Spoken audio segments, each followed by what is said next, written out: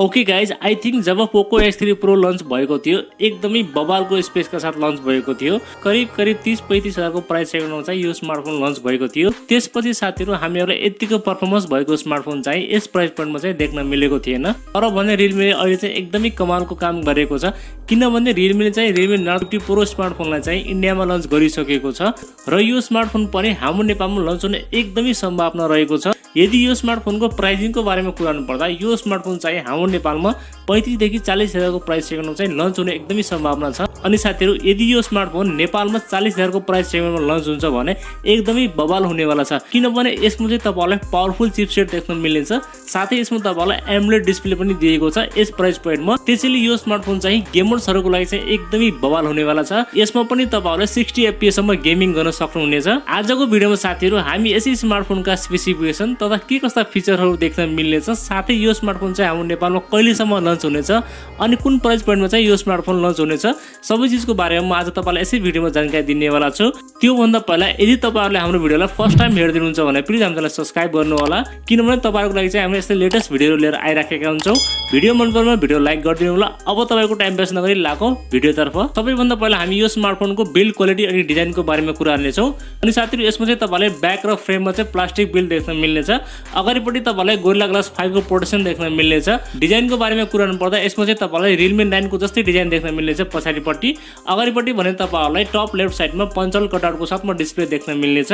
Build quality र design चाहिँ यसमा तपाईलाई एकदमै राम्रो देख्न मिल्नेछ। सायद तपाईलाई चाहिँ यसको डिजाइन एकदमै मन पर्नेछ र यो स्मार्टफोनको इन ह्यान्ड फिल पनि एकदमै राम्रो रहेको छ। अब कुरा गरौँ यो स्मार्टफोनको डिस्प्लेको बारेमा। यसमा चाहिँ तपाईलाई 6.4 इन्चको FHD plus super AMOLED display देख्न मिल्नेछ। यसमा तपाईलाई 600 निट्सको पिक ब्राइटनेस पनि दिएको छ। यदि तपाईले यो स्मार्टफोनलाई घाममा युज गर्दा पनि तपाईलाई चाहिँ क्लियर भिजिबिलिटी चाहिँ यसले तपाईलाई दिनेछ। अनि यसमा चाहिँ तपाईहरुलाई कन्टेन्ट वाचिङको लागि HDR10 प्लस को सर्टिफिकेसन पनि दिएको छ। साथमा गेमर साथीभाइहरुको लागि भने 90 हर्ट्ज को फास्ट रिफ्रेश रेट पनि दिएको छ। गेमिङ र कन्टेन्ट वाचिङको लागि चाहिँ डिस्प्ले एकदमै बवाल दिएको छ। डिस्प्लेको मामलामा तपाईलाई कुनै पनि शिकायत देख्न मिल्ने छैन। परफर्मेन्सको बारेमा कुरा गर्नु पर्दा यसमा चाहिँ तपाईलाई Dimensity को MediaTek 920 चिपसेट देख्न मिल्नेछ, जुन एउटा 6 नैनोमिटरमा बनेको चिपसेट हो र यो चाहिँ 5G चिपसेट हो। साथमा यसमा तपाईलाई LPDDR4H को RAM टाइप र UFS 2.2 को स्टोरेज टाइप देख्न मिल्नेछ, जसमा तपाईलाई रिड एन्ड राइट पनि एकदमै बवाल देख्न मिल्नेछ। यो चिपसेटमा तपाईहरुले 60 fps सम्म गेमिङ गर्न सक्नुहुनेछ। गेमिङको लागि यसमा तपाईलाई कुनै पनि शिकायत देख्न मिल्ने छैन। गेमिङको लागि यसमा हामीहरुलाई Almali G68 को MC4 octa-core GPU दिएको छ, जसले तपाईहरुको गेमिङ ग्राफिक्स चाहिँ अझ इन्हान्स बनाइदिनेछ। डे टु डे परफर्मेन्स अनि हाई सेटिङमा चाहिँ तपाईले यसमा मज्जाले गेमिङ गर्न सक्नुहुनेछ। गेमिङको मामलामा तपाईलाई यसमा कुनै पनि शिकायत देख्न मिल्ने छैन। अब साथीहरु, हामी कुरा गरौँ यो स्मार्टफोनको सफ्टवेयरको बारेमा। यसमा चाहिँ तपाईलाई लेटेस्ट एन्ड्रोइड 12 देख्न मिल्नेछ आउट अफ द बक्स भने यो चाहिँ रन गर्नेछ Realme UI 3.0 मा रन गर्नेछ, जसमा तपाईलाई हल्का फुल्का ब्लडवर भए पनि तपाईले चाहिँ त्यसलाई इजिली अनइन्स्टल गर्न सक्नुहुनेछ। सफ्टवेयर एक्सपिरियन्स पनि यसमा तपाईलाई एकदमै कमालको देख्न मिल्नेछ।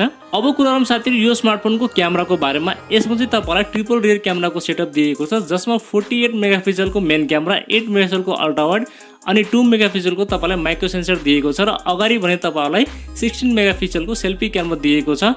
पछाडी र अगाडिको क्यामेरा तपाईहरुले 1080 को 30 fps सम्म भिडियो रेकर्डिङ गर्न सक्नुहुनेछ।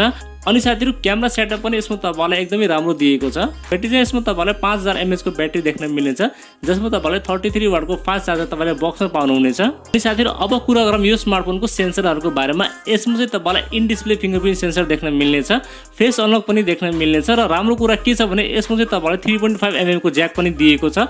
साथै ड्युअल स्टिरियो स्पिकर पनि देख्न मिल्नेछ अनि टाइप सी पोर्ट पनि रहेको छ। बाकी बेसिक सबै सेन्सरहरु चाहिँ यसमा तपाईलाई देख्न मिल्नेछ। अब साथीहरु, हामी कुरा गरौँ यो स्मार्टफोनको प्राइसिङको बारेमा। यो स्मार्टफोन चाहिँ इन्डियामा 22,000 मा त्यहाँ लन्च भएको छ। यदि त्यहाँको पैसालाई हाम्रो नेपालमा कन्भर्ट गर्नु पर्दा अराउन्ड 35,000 को प्राइस सेगमेन्टमा चाहिँ यो स्मार्टफोन लन्च हुन सक्छ। लौ त साथीहरु, यति नै थियो यो स्मार्टफोनको बारेमा। तपाईलाई यो स्मार्टफोनका स्पेसिफिकेसन कस्तो लाग्यो? के तपाईहरु यो स्मार्टफोनको वेट गर्नुहुन्छ त? गर्नुहुन्छ भने चाहिँ मलाई कमेन्ट गर्नु होला र भिडियो मन परेमा लाइक गरिदिनु होला। र नयाँ साथीभाइहरुले हाम्रो च्यानललाई पहिलो पटक हेर्दै हुनुहुन्छ भने प्लिज हाम्रो च्यानललाई सब्स्क्राइब गरेर जानु होला। अर्को भिडियोमा भेट हुने बाचा गर्दै आजलाई बिदा लिन्छु। हवस्, धन्यवाद। जय नेपाल।